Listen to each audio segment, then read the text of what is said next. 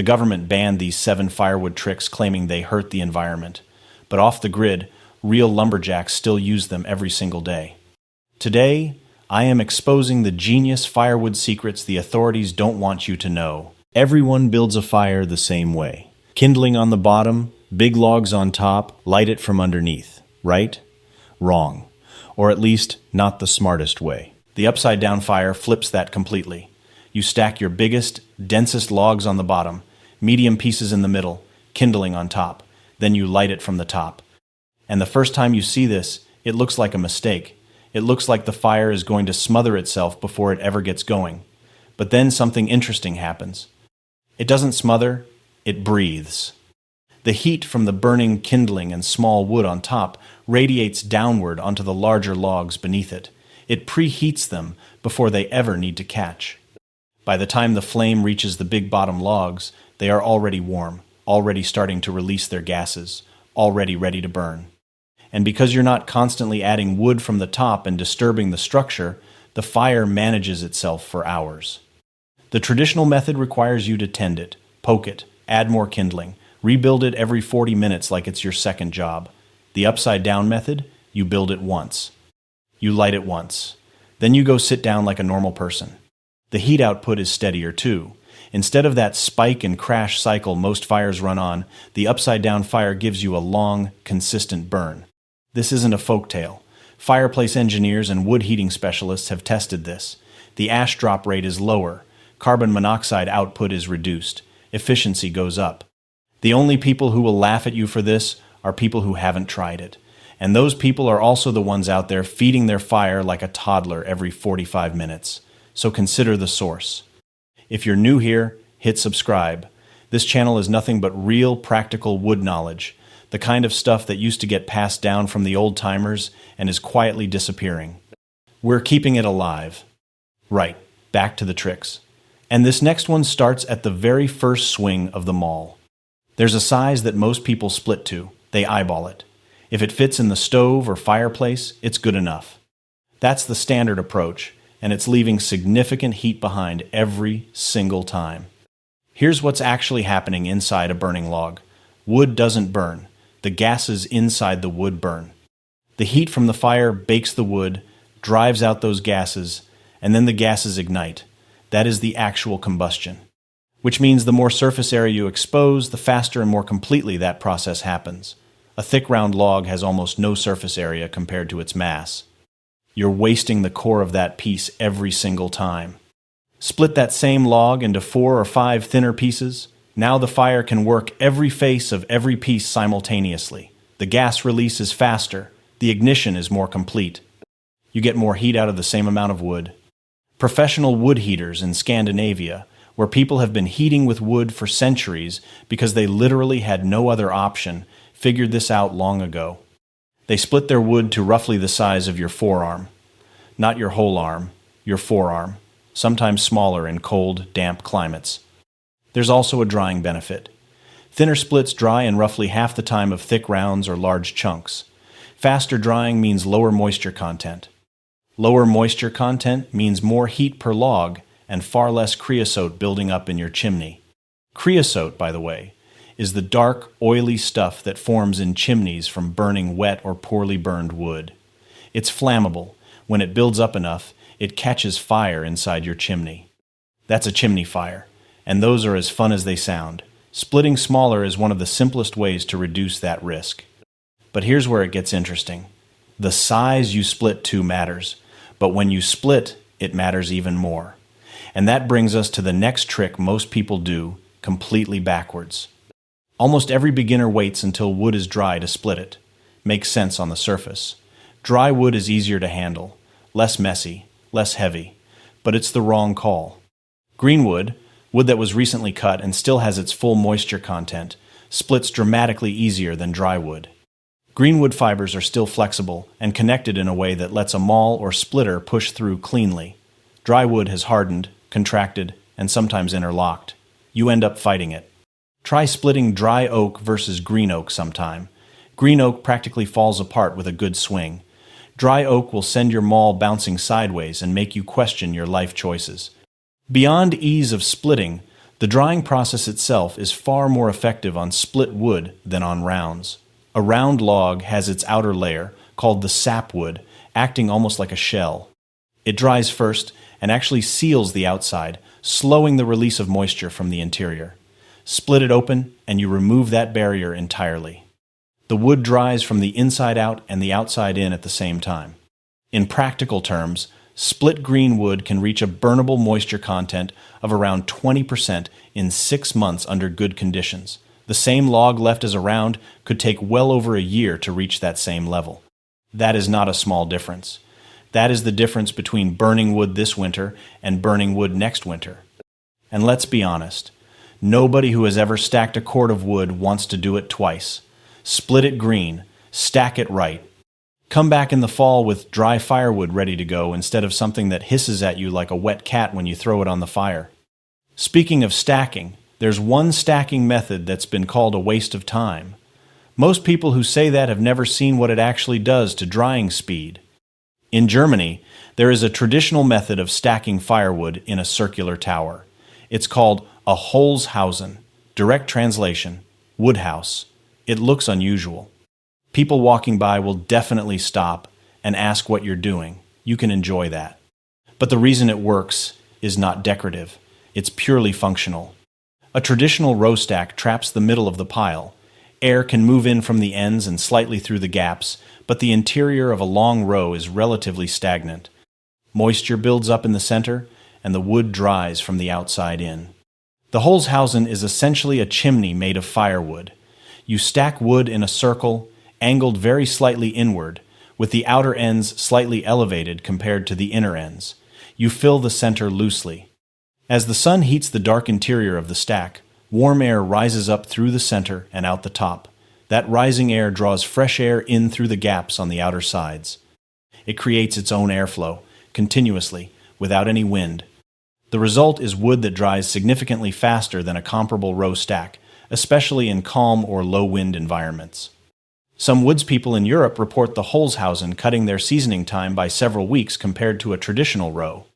The circular shape also sheds rain far more effectively than a flat-topped row. Water runs off the sloped top rather than sitting and soaking in.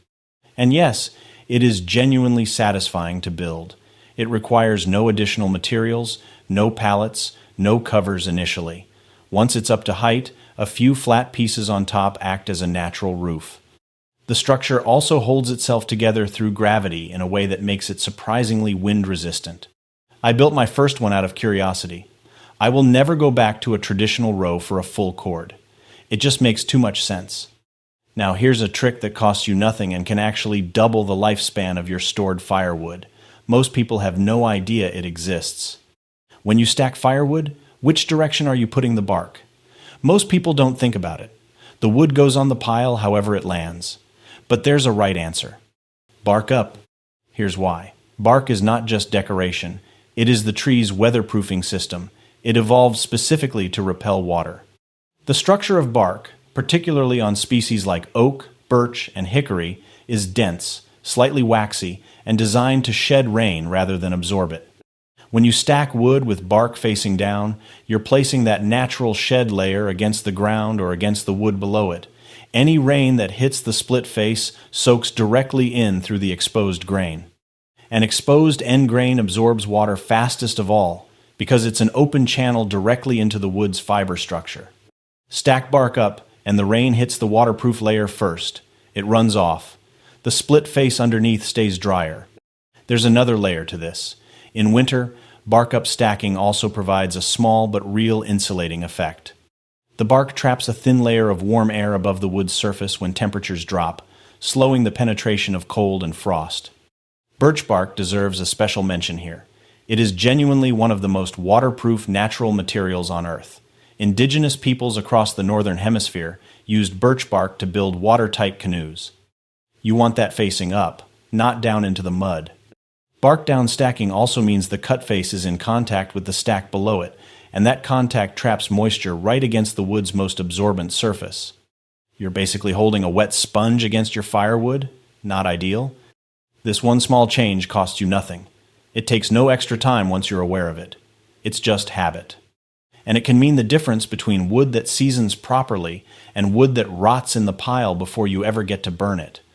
But drying your wood well only matters if you can tell when it's actually ready to burn. The next trick lets you know in about 3 seconds. There are moisture meters you can buy. They work well. But you don't always have one handy. And honestly, after a few seasons of working with wood, your senses will tell you most of what you need to know if you know what to look for. 2 tests. Both take seconds. The first is the knock test. Pick up 2 pieces of dry, well-seasoned firewood and knock them together hard. You want a sharp, high-pitched crack, almost like a bat hitting a ball. That hollow, sharp sound means the wood is dry and the fibers have tightened up. Now pick up 2 pieces of wet, green, or poorly seasoned wood and knock them together. You'll hear a dull, flat thud, heavy and soft. That's moisture in the wood dampening the vibration. Same principle as the difference between knocking on a solid wall versus a wall with insulation behind it. The second test is the end grain check. Look at the cut ends of your firewood. Dry, properly seasoned wood will show visible cracks radiating outward from the center. These are called checks, and they form as the wood dries and the fibers contract. The more prominent these radial cracks, the drier the wood generally is. Green or under-seasoned wood has smooth, almost moist-looking end grain. Sometimes there's still a visible color difference between the darker wet interior and the lighter drying outer ring. Smell is also something to pay attention to. Freshly split dry oak smells almost sweet and slightly tannic. Wet wood smells heavier, earthier, and sometimes faintly moldy if it's been sitting in poor conditions. Your nose is a surprisingly useful tool, and it requires no batteries. Burning wood that tests poorly on these checks is one of the most common firewood mistakes people make. Wet wood gives you roughly half the heat output of dry wood. It produces massive amounts of smoke. It deposits creosote at a rate that would make a chimney sweep genuinely emotional, and it's just frustrating to burn because it fights you the whole time. Test your wood. It's free.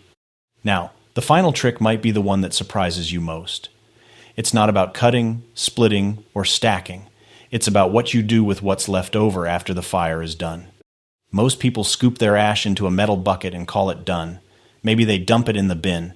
Maybe it goes in the garden if they remember. But wood ash, particularly hardwood ash, is genuinely one of the most useful byproducts you have access to. First, the chemistry. Hardwood ash is high in potassium, calcium, and magnesium. It's one of the most potent natural soil amendments available. Not an exaggeration. Before manufactured fertilizers existed, wood ash was a traded commodity.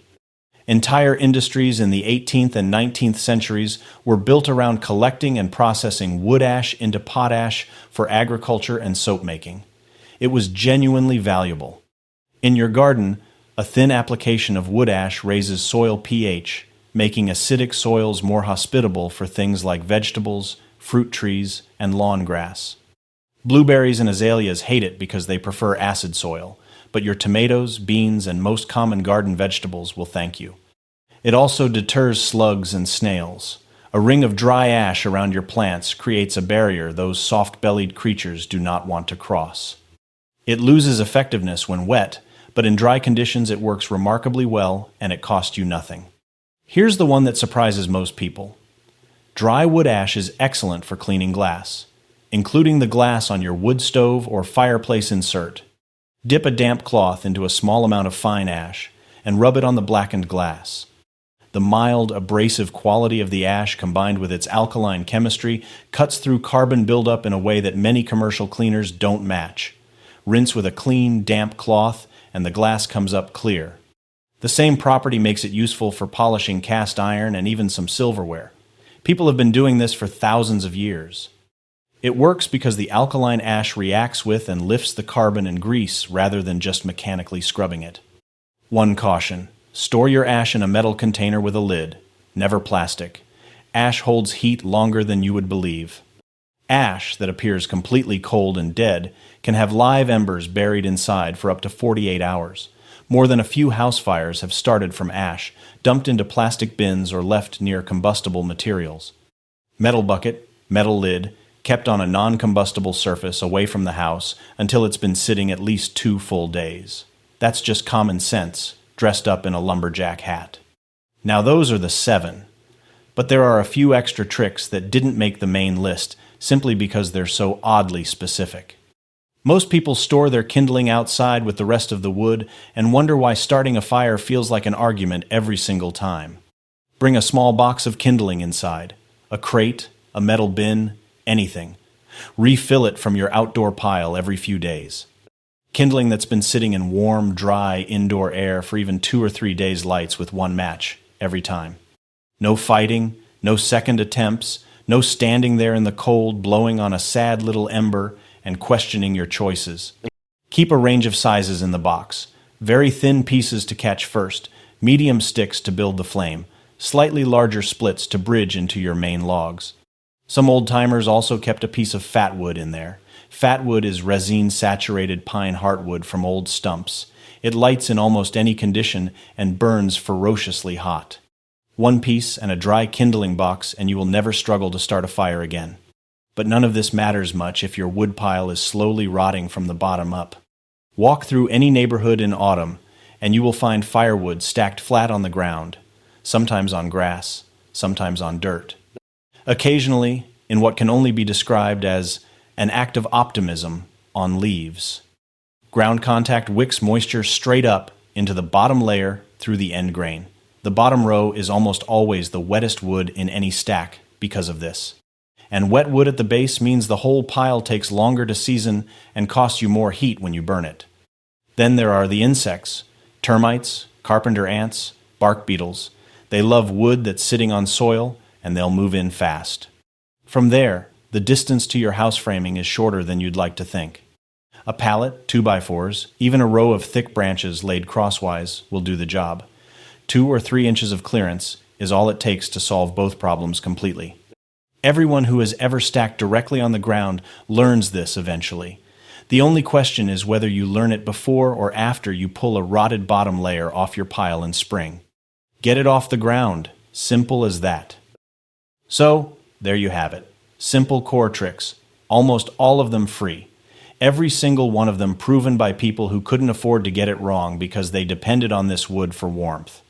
The upside-down fire, split smaller, split green, stack it in a Holzhausen, bark up, test before you burn, use your ash, roll your newspaper, get it off the ground, and keep a dry, kindling box.